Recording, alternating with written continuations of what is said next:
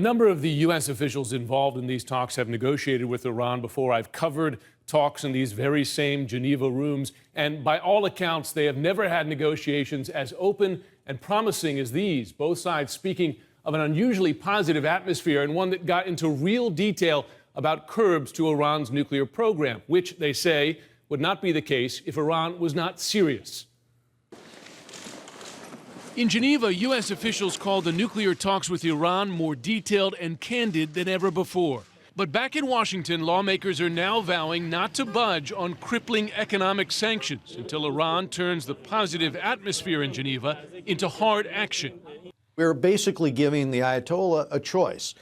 You know, if he wants to compromise on this program, we will move one way on sanctions. If, on the other hand, he wants to play us and continue to develop his nuclear weapons capability, then we have the wherewithal here to increase the pressure with the sanctions.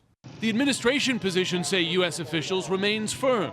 No relief on sanctions until Iran acts to rein in its nuclear program. We're not taking steps to relieve sanctions. Iran will have to agree to meaningful, transparent, and verifiable actions before we can seriously consider taking steps to ease sanctions. So what are some of those verifiable steps?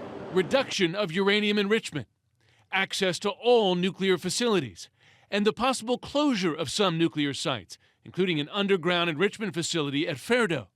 Those confidence-building steps take on greater urgency because Iran has repeatedly lied about its nuclear program. We have never chosen deceit as a path. We have never chosen secrecy. Meanwhile, Iran has moved closer, by some measures beyond, enriching enough uranium to build a nuclear bomb. As a result, David Albright, a former weapons inspector, adds one more confidence-building measure, fessing up about its past pursuit of a nuclear weapon.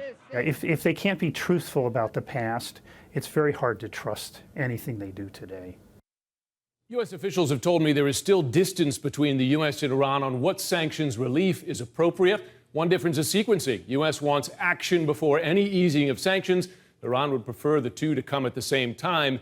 And there's still many skeptics. I spoke today to the chairman of the Permanent Select Committee on Intelligence, Mike Rogers, and he said, quote, "I believe the leaders of Iran will tell us what they want to hear. All the while, they will continue to pursue their nuclear ambitions." Wolf, still many skeptics here in Washington. Still, the administration is preparing a range of potential options, carrots, if you will, if Iran delivers.